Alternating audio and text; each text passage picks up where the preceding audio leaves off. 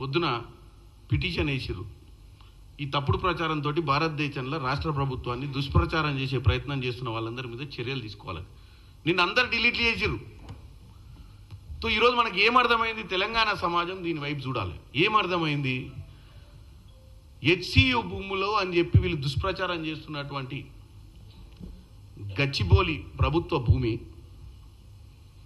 దాని మీద భారతదేశ వ్యాప్తంగా కూడా కాంగ్రెస్ పార్టీని బదనాం చేయాలని చెప్పి ఫేక్ పిక్చర్స్, అక్కడ లేని బొమ్మలను సృష్టించి ఇవన్నీ వాస్తవాలని తెలియజేసే ప్రయత్నం చేసింది ఫస్ట్ కేటీఆర్ బ్యాచ్. దాన్ని నెగిటివ్ పాలిటిక్స్ అంటారు. ఇట్లా కంటిన్యూగా గత సంవత్సరంన్నర నుంచి ఓడిపోయిన రోజు నుంచి ఒక్క రోజు కూడా ఖాళీ లేకుండా పొద్దున్న నుంచి సాయంత్రం దాకా 200-300 మందిని పెట్టి ఆఫీస్లో నెగిటివ్ బొమ్మలు, నెగిటివ్ ప్రచారం, నెగిటివ్ ముచ్చట, నెగిటివ్ వ్యవహారం తప్ప నువ్వు చేసింది ఏమీ లేదు. తెలంగాణలో ఒక ప్రాపర్ అపోజిషన్ రోల్ మీ నాయన వచ్చి అసెంబ్లీలో అటెండ్ కావట్లేడు. అపోజిషన్ లీడర్గా మీరు ఒక కన్స్ట్రక్టివ్ అపోజిషన్ పాత్ర ఏ రోజు పోషించలేదు. విద్వేషం, ద్వేషము, తప్పుడు ప్రచారము, తప్పుడు మాటలు, తప్పుడు ఫోటోలు, తప్పుడు సంకేతాలు. ఇది నెగిటివ్ పాలిటిక్స్ అంటే కేటీఆర్ గారు. ఇకపోతే నెగిటివ్ పాలసీస్. మరి తెలంగాణ ప్రజలు ఈరోజు ఆయననే అడగాలి నెగిటివ్ పాలసీస్ అంటే ఏందో. ఏకకాలంగా భారతదేశంలోనే ఎక్కడ జరగనటువంటిగా 21,000 కోట్ల రూపాయలు రైతు రుణమాఫీ చేయడం నెగిటివ్ పాలసీయా? అంటే ప్రజలు బాగుపడొద్దా? పాలసీ రాంగ్ అంటే అదే కదా పాలసీ. రైతు రుణమాఫీ చేయడం తప్ప, నిన్నటికి నిన్న సన్నబియ్యం వేయడం తప్ప,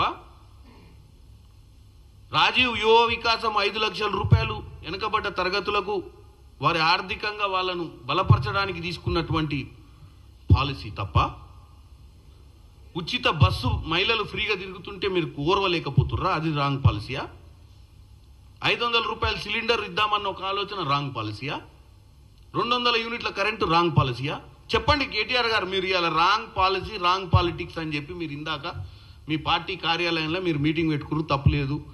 మీ కార్యకర్తలకు సందేశం ఇచ్చిర్రు, పెద్ద బహిరంగ సభ పెడుతుర్రు. భారతదేశంలోనే మీ రెండో పెద్ద తెలుగు పార్టీ ఇవాళ 25 సంవత్సరాలు సెలబ్రేట్ చేసుకుంటుర్రు. బ్రహ్మాండంగా సభలు చేసుకోండి, బస్సులు అప్లై చేసుకోండి. మీకు అన్నిటి కూడా మీరు ప్రజాస్వామ్యంలో మీకు అన్ని హక్కులు ఉన్నాయి. మీరు మీ కార్యక్రమాలు చేసుకోవడంలో తప్పు పడతలేదు. మేము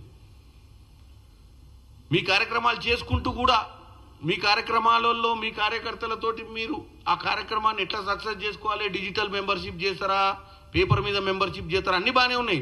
మీ వ్యవహారం మీరు మాట్లాడుకోవడంలో మేము తప్పు పడతలే. మేము తప్పు పట్టేది ఏంటంటే మళ్ళా మనకు వచ్చేసరికల్లా కుక్కతో ఒక ఉంకర టైపు లాస్ట్కు రాగానే ప్రభుత్వంపై దుష్ప్రచారం చేయడానికి తప్పు పడుతుంది. నెగిటివ్ పాలిటిక్స్ చేసేది మీరే. ఉన్న పాలసీలను ప్రజలకు మంచి జరుగుతుందంటే ఓర్వలేకపోతుంది మీరే. ఏదో విధంగా డెఫినెట్గా కాంగ్రెస్ పార్టీని ప్రజల ముందు తీసుకుపోయి ఏదో మాట్లాడాలన్న ఆవేశం తప్ప మీలో ఏం కనపడతలేదు కేటీఆర్ గారు. ఇకపోతే మిమ్మల్ని చూసి మీరు ఆడేదో మాట్లాడంగానే మీ బావగారు బయటకు వచ్చారు. వచ్చి మీరు కూడా అన్నట్టుర్రు ఒక లిక్కర్ రెవెన్యూ తప్ప ఏ రెవెన్యూ లేదు ఈ రాష్ట్రానికి అని. ఇక జిఎస్టీ అయితే 0% అని గ్రోత్. నేను మీకు ఒకటే చెప్తున్నా, ఇవాళ జిఎస్టీ 23-24లో 39,295 కోట్లుంటే జిఎస్టీ 24-25 తెలంగాణలో 42,000 కోట్ల 468, 8% గ్రోత్. భారతదేశ వ్యాప్తంగా 8.6% గ్రోత్ ఉంటే అన్ని రాష్ట్రాలు కలిపి దానికి ధీటుగానే సమానంగానే 8% గ్రోత్లో ఈరోజు తెలంగాణ కూడా నడుస్తుంది. పక్కనే ఉన్నటువంటి కేరళలో 6% గ్రోతే ఉంది, ఒడిశాలో 5% గ్రోతే ఉంది, అస్సాంలో 6% గ్రోతే ఉంది, బీహార్లో 6% ఉంది, ఆంధ్రప్రదేశ్లో 5%. ఇవన్నీ కూడా బీజేపీ పాలిత బీజేపీ తోటి ఉన్నటువంటి అలయన్స్లో ఉన్న రాష్ట్రాలే. మరి మనం ఎక్కడ తప్పు చేస్తున్నాము? మనం చూసే విధానంలో తప్పు ఉందా హరీష్ రావు గారు? మనం ప్రజలకు ఎట్లాగో లెక్కలు తెలియదు, ప్రజలకు జిఎస్టీ లెక్కలు చెప్పనికి ఎవరు రారని, ఒక్కరోజన్నా మీ లెక్కలు కరెక్ట్ అని ప్రజలు ఈరోజు మన రాష్ట్రానికి పెద్ద ఒరిగింది ఏం లేదు కాంగ్రెస్ పార్టీ తోటి అని చెప్పి మీరు వెళ్ళిపోతే ఎవరు దీన్ని డిఫెండ్ చేయరు, ఎవరు ఒరిజినల్ ఫిగర్స్ ఏందో చెప్పరు, ఎవరు ఒరిజినల్ ఫిగర్స్ గూగుల్లో కొట్టి చూసుకోరనే ఒక ఆలోచన. అంటే ప్రతిరోజు మీరు ప్రజలకు ఏదో ఒక సంకేతం ప్రభుత్వం చేస్తలేదని చెప్పడమే మీ కార్యంగా పెట్టుకురు. ఎందుకంటే ఒక 24 గంటలలో వీళ్ళు వచ్చి చెప్పే లోపు ప్రజలలోనైతే ఇది నాంతది కదా, నాటుకుంటుంది కదా, ప్రజలలో నెగిటివ్ ఒపీనియన్ క్రియేట్ చేస్తడమే లక్ష్యంగా ఇటు బామ్మర్ది పొద్దున బావ మధ్యాహ్నం ఇక పోతే మన ఏమంటారు కవిత గారు సబ్జెక్ట్